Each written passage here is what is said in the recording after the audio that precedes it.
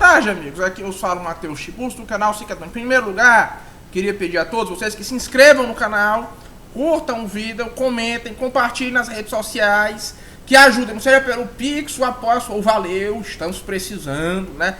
Terei esse mês mais consultas médicas, né? Terei que viajar, né? Se puderem me ajudar, eu agradeço, né? E principalmente rezem por mim. Não se esqueçam de se inscrever nesse canal. Inscrevam-se nesse canal. Muito importante. Bem, aconteceu aí coroação desse rei Charles, né?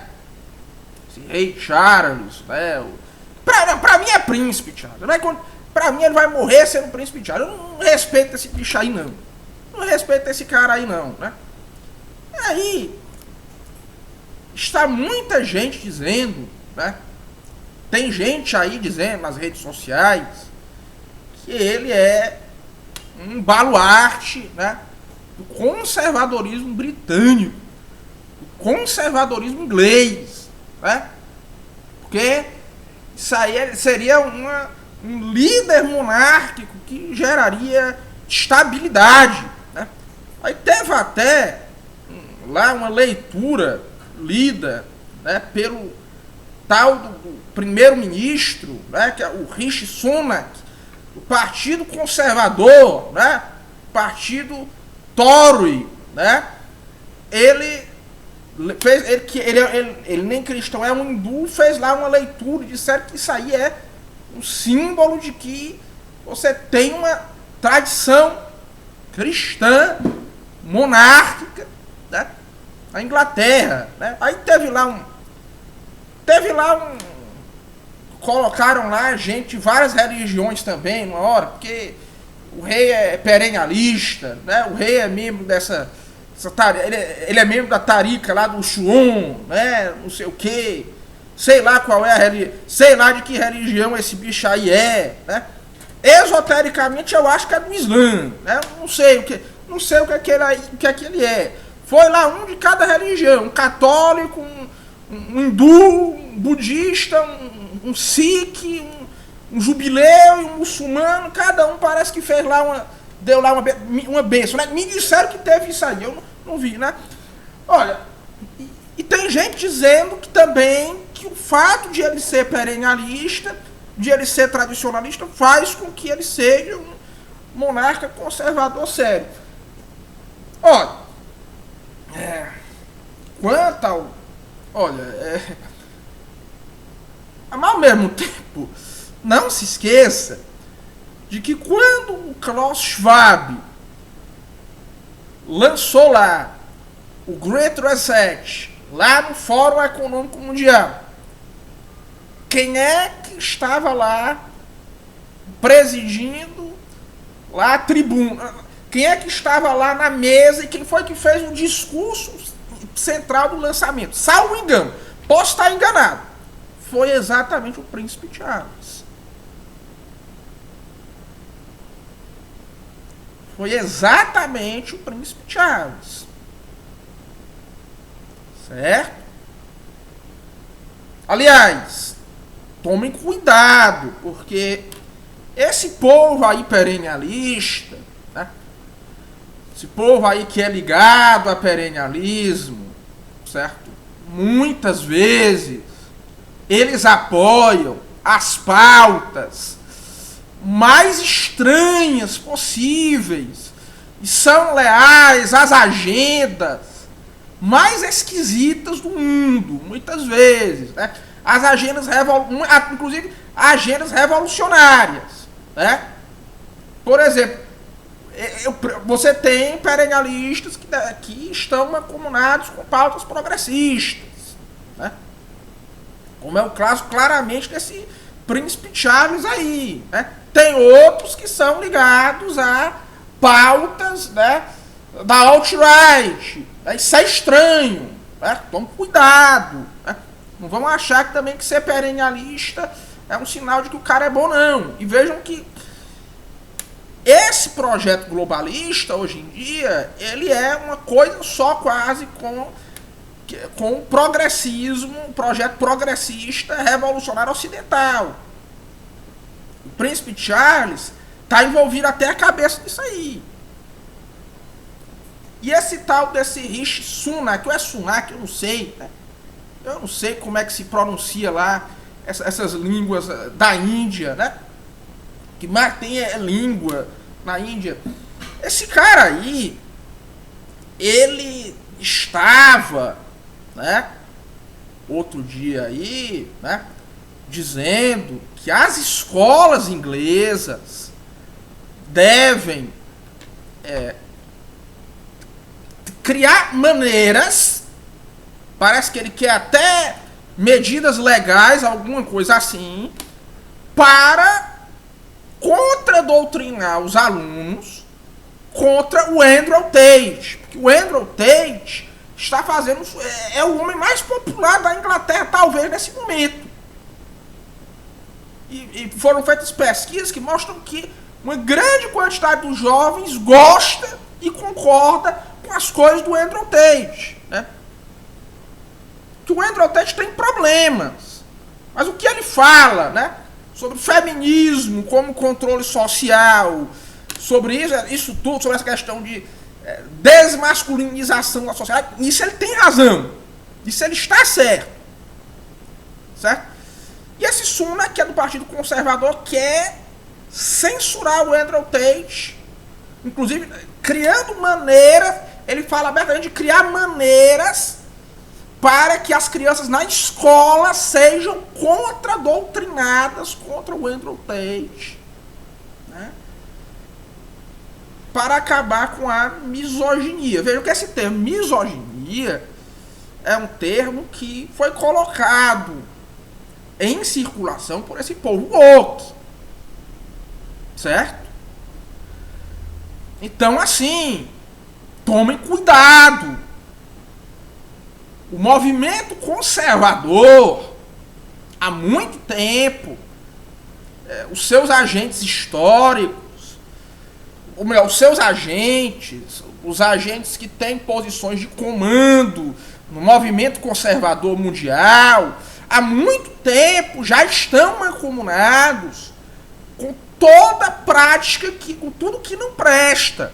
Não se esqueçam que a Margaret Thatcher, por exemplo, na Inglaterra, que é, digamos assim, que é a musa do Partido Conservador, e que tem muito idiota no Brasil que apoia, ela votou a favor da legalização do aborto na Inglaterra, né? Foi uma coisa que na época foi muito oposto até pela própria igreja anglicana, né? Foi uma das últimas vezes em que a igreja anglicana tentou protestar contra alguma... Eu acho que foi a única vez no século XX em que a igreja anglicana tentou protestar e parar alguma coisa ruim. Não conseguiu, tá? Não conseguiu. Mas cuidado, veio o movimento conservador mundial. Vamos lá. Para começo de conversa, no caso do conservadorismo anglo-saxônico, ele tem esse caráter de ser um conservadorismo liberal conservador, né? Que tem essa reverência ao tal do teste do tempo e aos precedentes, e aos tais dos precedentes, né?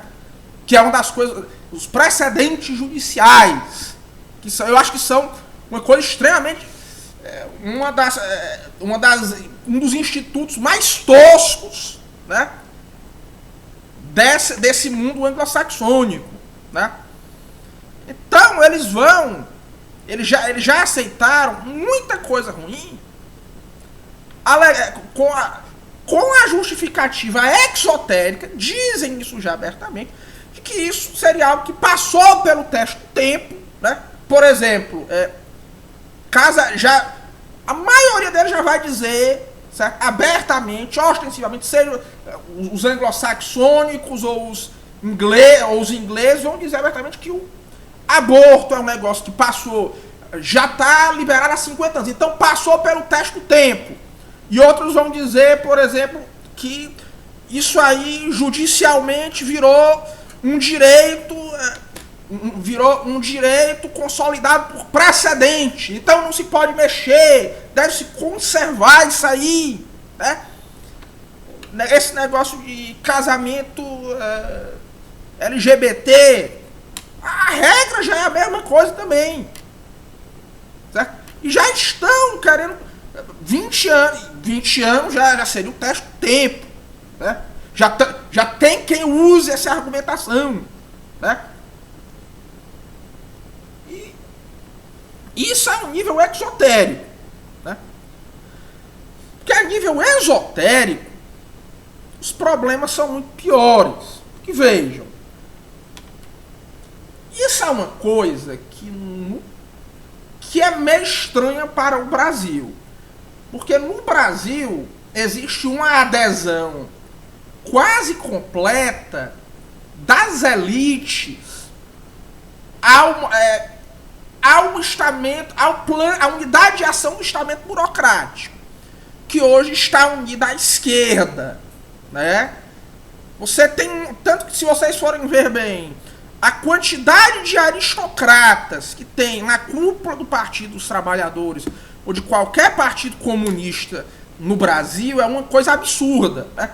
Isso é uma coisa que pode ser difícil um brasileiro entender, mas, por exemplo, na Europa e em menor grau nos Estados Unidos, os partidos conservadores, em grande parte, os partidos e o movimento conservador mainstream são em grande parte partidos e movimentos que são controlados e têm um grande apoio da antiga elite, das antigas aristocracias desses países.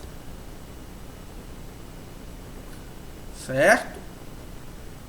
As antigas aristocracias dos vários países, assim como também os militares também têm muita força nos partidos conservadores, elas detêm um poder desproporcional sobre os partidos conservadores, sobre os movimentos conservadores. Certo? Especialmente na Europa, mas também em menor grau nos Estados Unidos. Agora, no caso da Europa, se vocês forem ver bem, essas elites, há muito tempo, que elas já são, em grande parte talvez a grande maioria, ou uma parcela desproporcional, ou parte do projeto globalista, que é um projeto revolucionário, certo? Ou então, são grupos que têm lealdades muito estranhas, né? São grupos que, muitas vezes, são grupos que têm lealdades muito estranhas, certo? E isso é um problema que você vê, inclusive, na direita mais alternativa desses países, no que se convenciona chamar de alt-right, a direita que ela já é, digamos assim, uma direita dissidente, que abertamente é contra tudo que não presta, certo? Ou melhor, não é contra tudo que não presta, não, mas é a direita, não é contra tudo que não presta, mas é a direita que já tem, digamos assim, uma certa crítica ao establishment. Muitas vezes que é a crítica muito fina e muito marginal. Por exemplo, meio que a alt-right alemã, ela tem como uma das lideranças muito importantes a princesa Glória de Turnum Taxis, né? Família Turnum Taxis é uma família nobre que na época do Sacro Império Romano Germânico controlava o sistema postal, né, do Império. E ainda hoje a empresa postal deles é uma das maiores da Europa, né? A princesa Glória de Turnum Taxis é uma pessoa, ela é, digamos assim, que tem um papel de liderança muito forte na alt-right alemã, né?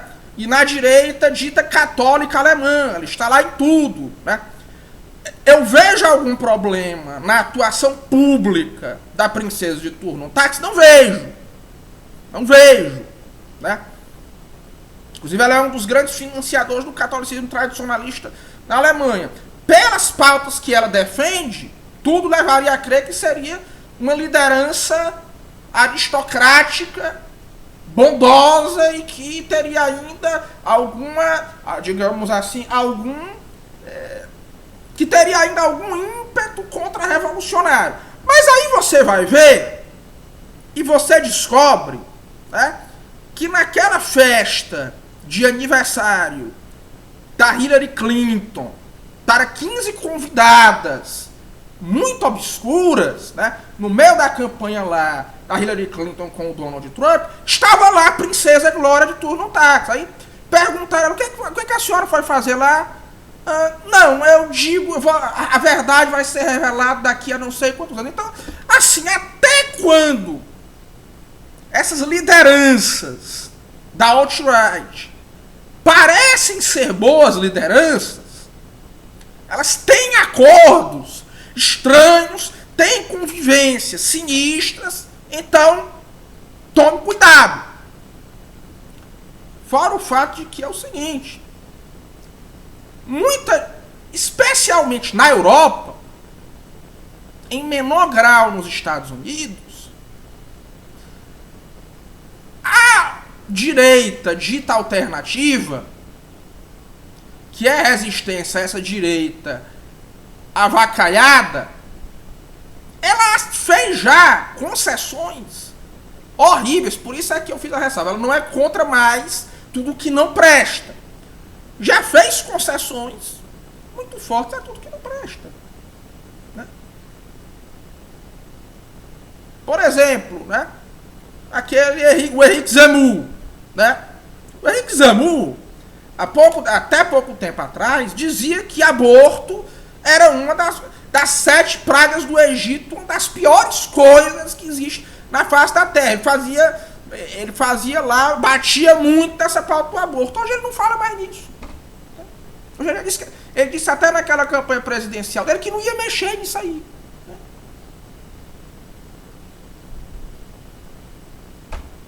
Meio que esse povo, como esses partidos, esses movimentos e partidos conservadores querem ficar longe do Cristo, do Logos da história e da identidade cristã, né, dos seus países e de toda a moral cristã que aí está inserida, né, toda a moral cristã que daí se torna necessária, se torna de uma observância muito importante, eles meio que querem inventar identidades biônicas contra inimigos que são imaginários.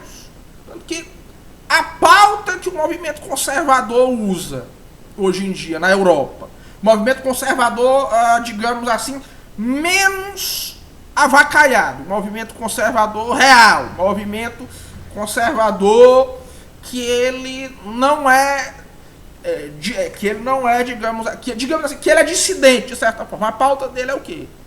Combate à imigração, certo? Principalmente a muçulmana. A pauta, assim, então imaginem, né? Essa é a pauta que eles usam para fazer todo mundo gravitar em torno deles, já que fizeram já concessão a tudo que não presta, muita coisa que não presta, tem exceções também. Então imaginem, suponhamos que essa pauta aí fosse obtida, né? E que de repente isso aí sumisse. Não ia mais ter movimento conservador na Europa. Ou ao menos seria uma coisa muito marginal. Né? Muito marginal. O movimento conservador americano, né, também pega essa pauta. Né? E eu até entendo o porquê de eles fazerem isso. Né? Mas isso é em grande parte um chamariz desesperado para quererem preservar uma identidade biônica, né? E para querer conservar, digamos assim, uma certa pose. Então, meu conselho para vocês, certo? Tem muita gente aqui no Brasil que fica bajulando conservadorismo inglês, né? Conservadorismo francês, conservadorismo de mais não sei o que, né? Geralmente é o anglo-saxônico mais importante, né? Os republicanos dos Estados Unidos também, né? Que aqui ali é muito virtuoso, né? Não é. Isso aí não é resistência. Muitas vezes isso não é resistência ao projeto revolucionário mais, certo? Existem exceções, né? Existem exceções. Como, por exemplo, o grupo do Trump nos Estados Unidos é resistência a alguma coisa. Certos setores do Partido Republicano, né? Certos setores do conservadorismo americano são resistência ainda a alguma coisa, né? No caso ainda tem alguns grupos que são resistência a algo. Mas em regra não. Em regra não. Certo? Em regra não. E a cúpula desses movimentos em específico, definitivamente, esses movimentos desses partidos, definitivamente não é resistência ao processo revolucionário. Certo? Às vezes ela até faz alguma coisa boa. Por exemplo, o Partido Conservador na Inglaterra, né, ele foi instrumental para realizar o Brexit, né? Mas isso não adianta de muita coisa diante do, digamos assim,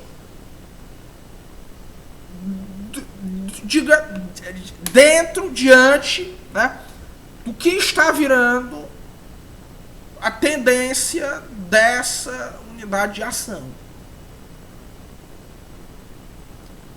Pois é fundamentalmente isso, né? Só uma última coisa. Quando eu olho para a cara desse Rishi Sunak, eu não consigo levar esse cara a sério. Ele tem a maior cara de moleque, né? Quem sou eu para falar disso aí, né? Mas quando eu olho para a cara desse cara, eu penso, rapaz, esse sujeito aí tem cara de moleque de bobão. Ele devia... Na escola eu acho que ele apanhava muito, viu? Na escola eu acho que ele apanhava demais. Pois um forte abraço a todos e até logo.